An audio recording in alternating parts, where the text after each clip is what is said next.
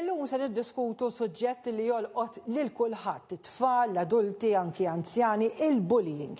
U miegħi għandi lil Dr. Aaron Zammit Apap li huwa mill-laqda Be Brave. L-ewwel qed nirringrazzjak illi ġejt hawnhekk, ġieli ltqajna. Is-suġġett tiegħek jinteressani ħafna.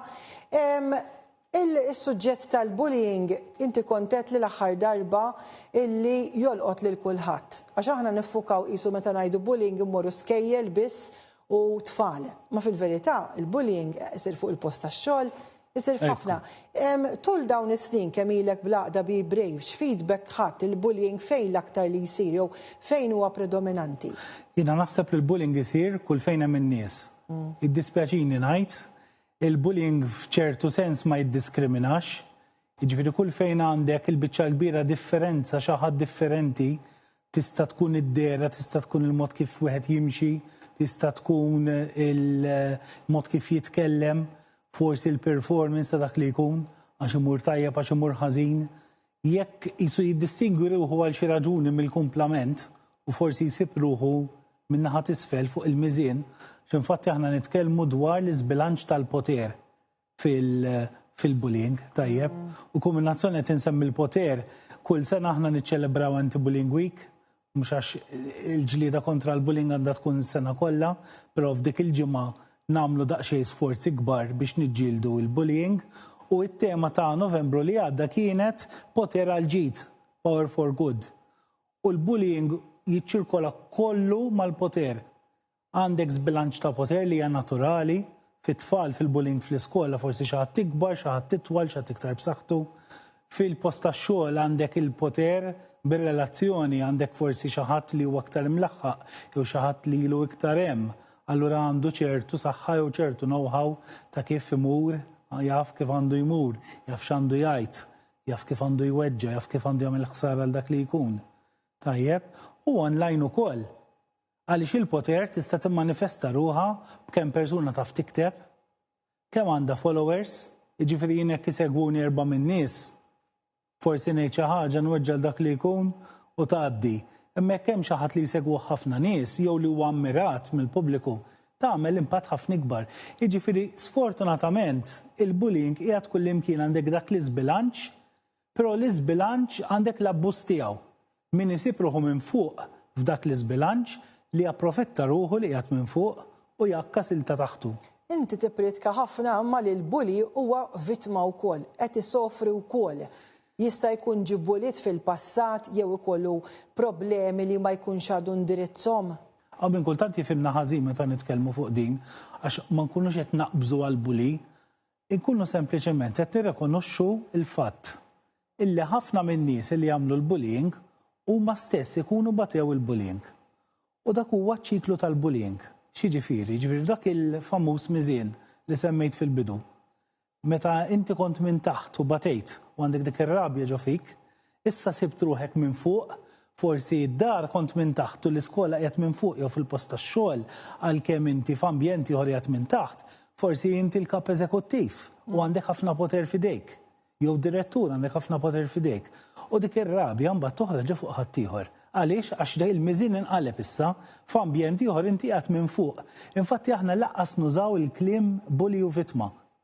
U nistieden ġenwinament il-kulħadd jagħmel daqsxejn eżami tal-karattru tiegħu. U naħsbax ħafna drabi nippuntaw subajna x'dak għamel hekk dik qalt li hekk. Aħna f'ċertu istanzi jista' jkun kellna atteġġament ta' bullying aħna stess għax forsi sibna daħal xi ħadd ġdid ix-xogħol, daħal xi ħadd żgħir u għadna naqbdu miegħu. Forsi darba darbtejn ċajta ma bqajna sejrin biha, dak li jkun ġenni ħossu ħażin. Ma urejniex merħba. U dik li qiegħed dak punt interessanti li ġieli ġrat li u intervjenejt ukoll, jien dejjem ngħid ċajta hija ċajta jekk vera ħatferraħ għal dak li jkun. Jekk tkun ċajta li biha se tnaqqas jew se tumilja l-persuna dik mhux ċajta, mhux hekk? U aħna nirraġunaw li ċajta hija meta jitħaq kulħadd. Ekku. Jekk inti qed iddaħħaq b'xi ħadd dik mhux ċajta. Ekku. ċajta hija meta dak li qed tirreferi għalih qed jitħaq miegħek.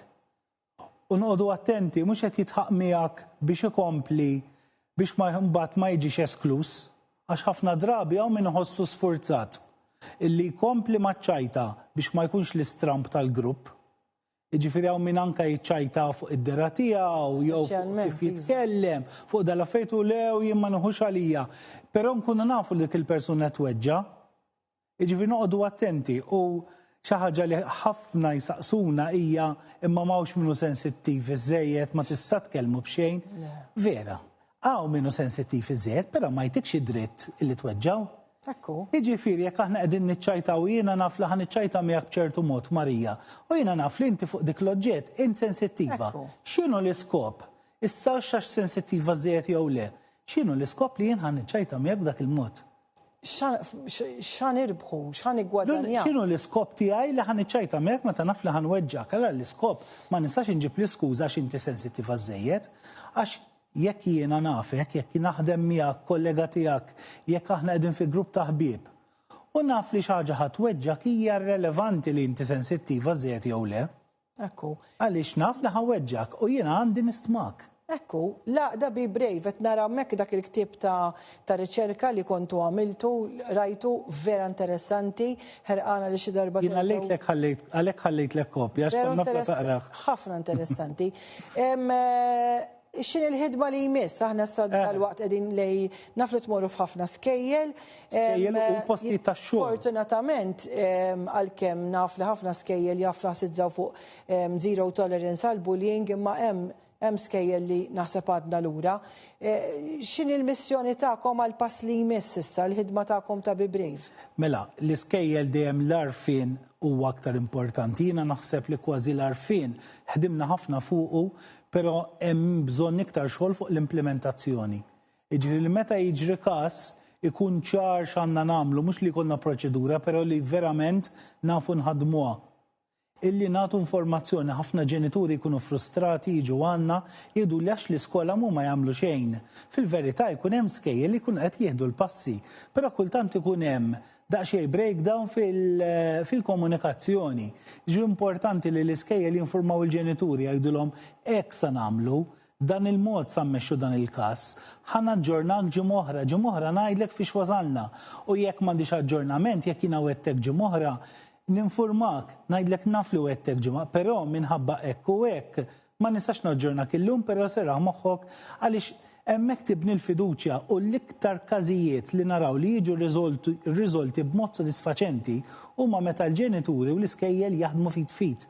Mhux li skejjel li dejquhom il-ġenituri u f'reġaġġiet gergerlhom, mhux ovvja melaw xi ommu missier li jaraw it-tfal tagħhom ibatu mill-bullying u mhux sa jinkwetaw, ikun qed jinkwetaw ġieli iktar mit-tfal stess li qed ibatu. U l-iskejjel li jridu nifhmuhom jridu ntuhom l-ispazju u l-ħin biex investigaw.